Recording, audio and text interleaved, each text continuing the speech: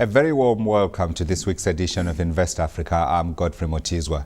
Now, the 23rd edition of the World Economic Forum on Africa was recently held in Cape Town under the theme of delivering on Africa's promise. Tonight on the show, we delve into some of the more important issues that emerged from this meeting, and I've got some very big experts here with me in the studio to discuss just what came out of that World Economic Forum in Cape Town. And we're joined, if I can introduce them, Yunus Suleman. He is chairman of KPMG for Africa. Also with us is Martyn Davies, he's CEO of Frontier Advisory, and Innocent Dutiro from Bain Company. He is a partner there. Last but not least, we will be joined on the discussion from the Nairobi Bureau by Moses Mwaura. He is CEO of Enablis East Africa Region. Gentlemen, thank you for joining me.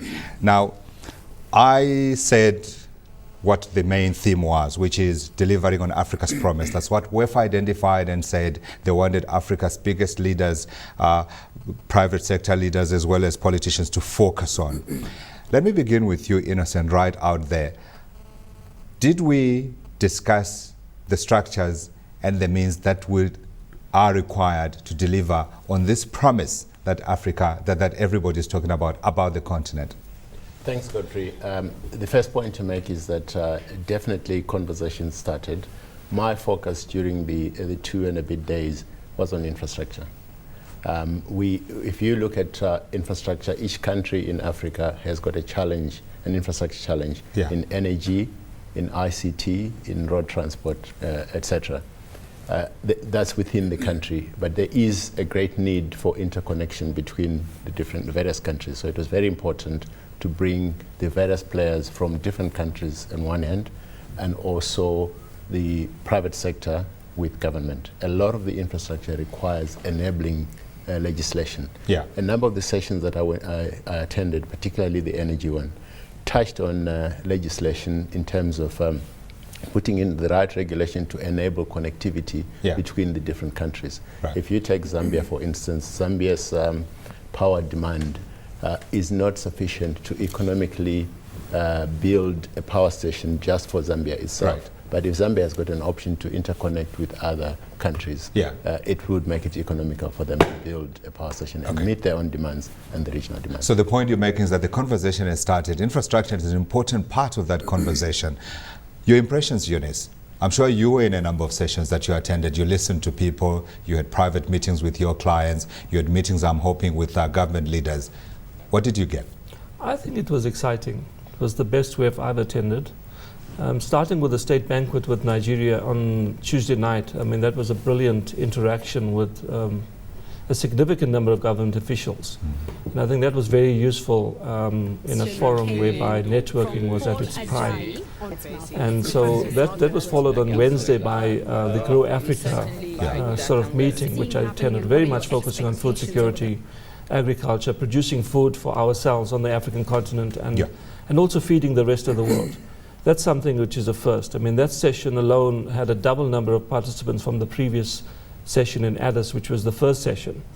And I think the point that Innocent made about infrastructure received a lot of attention, especially by KPMG, because we had our global head of infrastructure down, Nick Chisholm, together with our regional Europe, Middle East, Africa CEO, as well as our Africa leader of infrastructure. So we spent a lot of time focusing on that subject, which is receiving attention mainly because the huge deficit of infrastructure by at least $45 billion.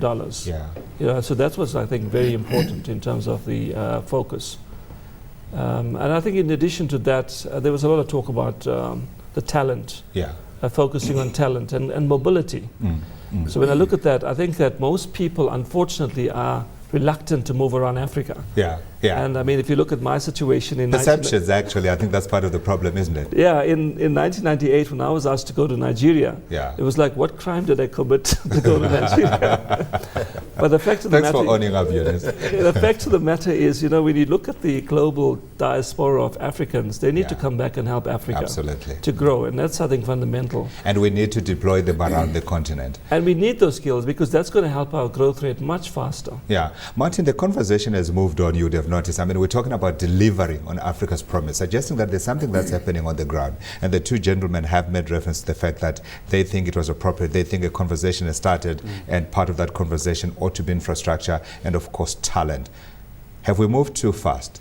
is this growth there in enough numbers, in enough strength to justify moving away from worrying about the fragility of that growth and perhaps the robustness and the diversity and strength of that growth? The answer for me, short answer, Godfrey, is no. My sense is that, I've never come across an economist cover so overquoted as the one a couple of years ago of Africa Rising. Yeah. We hear perhaps too much of that, and we're all buying into sort of, that's the narrative of Africa Rising. Now, from the media, we're actually pushing back and saying, hang on, hello, correct, there must be other problems. Rightfully so. We need to deeper dive and more greater analysis of this. Clearly, Africa is a very complex, heterogeneous place. To assume that countries in sort of Central Africa, Southern, Eastern, Western, all similar. Yeah. Everyone is different. Some, if you're in Francophone Africa, for example, if you're in Sahel region, you're still stuck in the hopeless continent narrative of 10, 12 years ago. Mauritania. So let's just break it down firstly. I think generally, a general sweeping comment for me, perhaps is and this is very arguable, of course, but perhaps the economics is ahead of the politics. Right. For me, as you answering your question, going forward here, we need to ensure two things. Firstly, the creation of state institutions that can support sustainable, in a non-environmental sense, but sustainable, true sustainable developmental type growth, rather than just headline numbers. Sure. So it's government state institutions. And secondly, the ultimate, and this is largely the Asian experience, the ultimate consequence or outcome of strong, robust growth, be it for a decade, 2 or 3 decades, extrapolating We've done forward, the first decade. We must be a vibrant, substantive private sector based upon a strong, robust capital market. Okay. Are private sectors being created from these robust growth headline figures? Right. And the jury's out. Absolutely. Let's take the conversation to East Africa. Moses, what did you take back when you flew back to Nairobi after Cape Town? Moses? What emerged from the conversations last week was really the focus on the growing number of youth in Africa and the projected 400 million youth in the next 10, 15 years, and the challenges that come around being able to provide jobs for this population of young people, to be able to grow the economy so that it's able to absorb them into employment, and also conversations around education that makes education relevant to be able to prepare them for that kind of job opportunities that they'll be seeking. And then linking that to what Yunus was talking about, mobility of talent and mobility of labor across the continent. So for me, it's basically employment creation and the youth, projected youth numbers. And also there was an interesting conversation and in fact a launch by one of the partners on the conference. I think it was Rockefeller Foundation that launched Digital Jobs Africa project, investing I think about 100 million in the next couple of years to be able to explore and create digital jobs across the continent. So for me, that's the big thing that I came back thinking about. How do we make this happen? Yeah. What was your sense, though, in terms of the conversation that took place at WEF? Did you get the sense that these issues were given the appropriate time and experts and forum? Yes, I think one of the ways that the World Economic Forum structure allows for this kind of conversations is to have different themes and different discussions and subgroups. So much as, for example, my colleagues on the panel are talking about sessions they attended about infrastructure, I was completely in a different direction. People talking about, education, talking about social infrastructure to develop young people for the future. So the structure of the conference allows different interests and different focuses to be addressed, and they had very good panels addressing specifically the sessions that I attended. So I think it was very good in terms of resourcing. Yeah, if I can bring the conversation back. Now, one of the other issues that I picked up, and you guys feel free to come back to the other issues that we raised, was around integration. And there was a big focus on the fact that you do need integration in order to be able to drive greater African economic growth. When you contrast the numbers on the continent versus what we have in other parts of the world, we are, of course, the least integrated continent in the world. Apart from that, there was also the issue of other soft issues like governance, etc., etc. But if we just zero in on that integration issue, Is there enough being done to get these economies to work together? Or are we still at an early stage where we just need to be able to grow at any rate before we worry about whether we should be trading between ourselves more than we are doing at the moment? Can I start with you and sweep through the ring?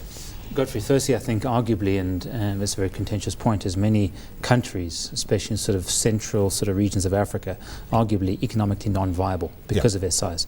Integration is an absolute imperative for these economies to integrate in a respective region. East Africa is certainly the most progressive around region integration. So much more could be done in a West African and a Southern African context to build greater economies of scale. And as was very evident in the BRICS panel, which Jacob Zuma addressed amongst others, was that in this sort of post-BRICS or this BRICS environment world we live in, is big is beautiful, big is attractive for capital. So in order to create a counterweight to the Brazils, Russias, Indias, Chinas, Indonesias, Turkeys, etc., we need to integrate these markets. It's an absolute imperative for economic survival in many cases that this integration conversation, or more importantly, the integration implementation, certainly continues. SADC, for example, 285 million people in SADC, not many people know that. Of course, sort of Angola, DRC, South Africa, the bookends of that, maybe Tanzania as well.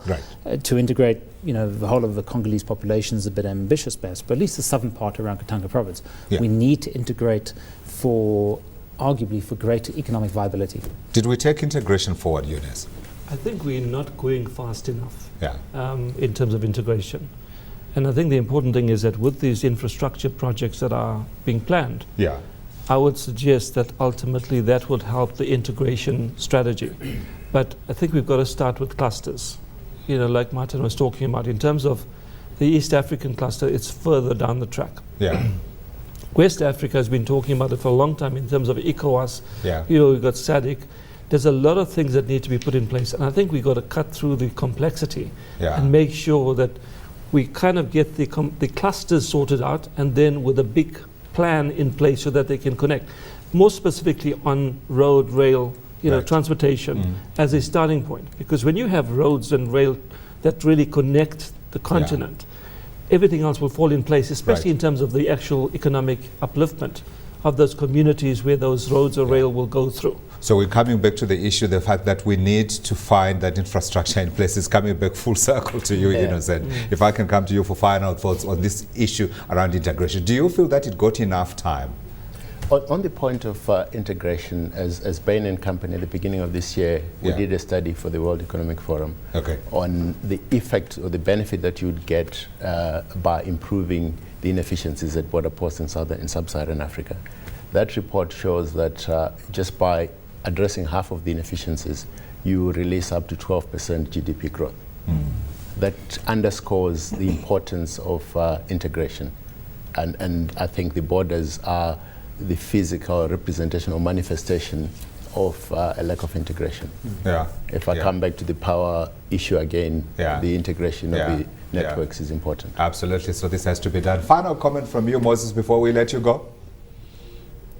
Yes, absolutely. I think 2 or 3 points. There was, of course, conversations around the value of infrastructure. And there was one example that was given, I think, between Nairobi and Ethiopia. There is a gap of 100 kilometers of road that basically frustrates a lot of the potential trade that could be happening between those countries. And therefore, how we prioritize that to be able to open up the opportunities. But for me, I think more importantly were conversations that I attended around integration related to people mobility.